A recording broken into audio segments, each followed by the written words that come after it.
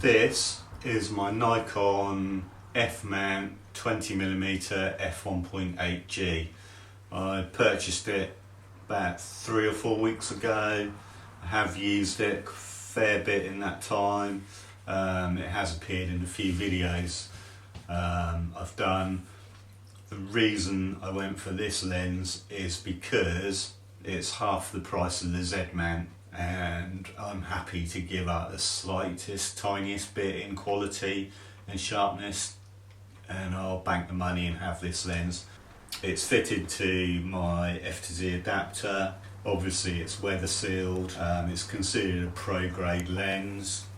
I would shoot with it probably not f1.8, I'd stop it down to f2.2 or f2.5, something like that, or possibly even f2.8, and whack up the ISO just a touch.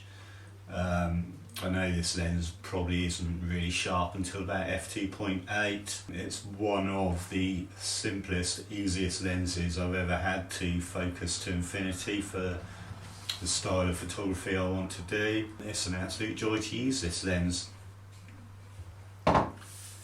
So tonight I've been checking all the forecasts. I live roughly in the middle of the south coast of England, and I want to do some astro photography tonight, primarily in Milky Way. At the moment it looks like there's going to be clear skies, but there's weather clouds moving in from west to east, so I'm trying to hold back a sneeze, see if I can finish this. So the dilemma tonight is whether I drive west and risk running into cloudy skies, or drive east and gain a few hours of clear skies. The trouble is, if I head east, the coastline curves around and it doesn't give me such a nice composition for lining up the Milky Way with anything interesting in the background. It means I'm shooting probably towards more light pollution than I'd really like. So I'm going to hang on till the last minute before deciding where to go. So the next thing you'll know, I'll just appear somewhere and we'll go from there. The key for me is to choose somewhere that has enough interest that if there is clouds in the sky, whatever's in the foreground becomes interesting enough to be the focus of the image itself, not just that item and the Milky Way. So let's crack on. Come down to a fairly famous spot tonight near Seaford. It's called Cuckmere Haven. So I took the gamble and decided to drive east to give myself a bit of extra clear sky, hopefully.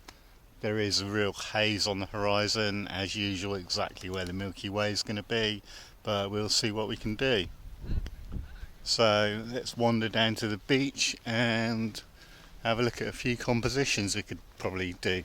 So if I've got it right, the Milky Way should be over there tonight. There's lots of interesting features on the beach here, like these old sea protection groins to stop erosion. They're clearly working really well, as you can see. Might be able to get a shot with the cottages on the cliff over there and the Milky Way over there, somewhere like that. So let's get some B-roll, as they say, wander back to the car and wait for it to get dark.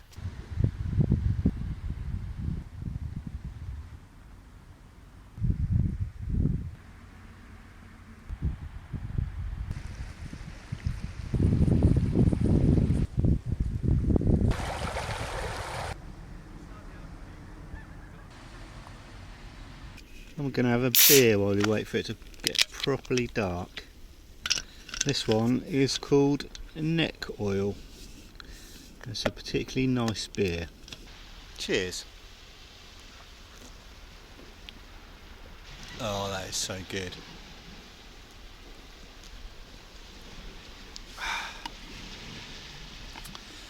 You can't beat a beer down the beach with a bit of Astro on a perfectly calm, clear night like this. Wonderful. So I'll put my old beer can on there. got it lined up there with, I've put my 40mm f2 lens on for this. So we'll go for a shot and see what that turns out like.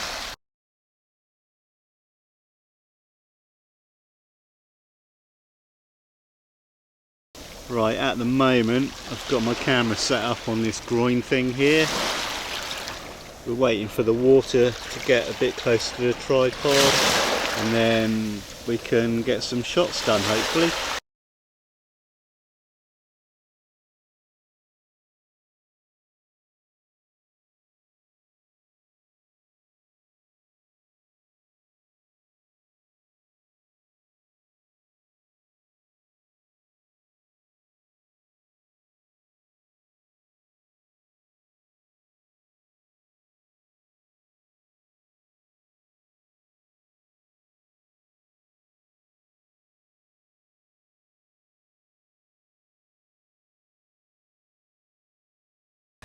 Right, it is now tomorrow. I had a really good night down the beach last night. Really loved using this 20mm f1.8g. Luckily there was a lighthouse about 4 miles along the coast, so I used that to focus to infinity. I do find that the items that I have in my foreground are probably not quite big enough, so there's a slight difference between the focus on the foreground and the focus on the stars. I think the foreground item needs to be bigger and a little bit further away, and then everything will be in focus. I'm not quite happy that my foreground items were in focus last night. Sorry I didn't do much vlogging, but it was the first clear night without a moon that we've had for, well, it feels like 3 or 4, well, it is 3 or 4 weeks. And because of that, there were so many people down the beach photographing the Milky Way that I couldn't really do any vlogging, just because each time you put a light on, you're probably messing up someone else's photograph. So you try and limit, it's just good etiquette to not go shining lights around.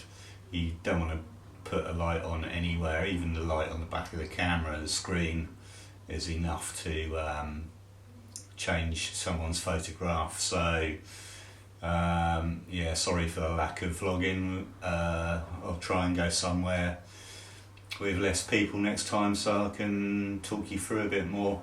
Anyway, if you found that interesting, thank you for watching. See you next time.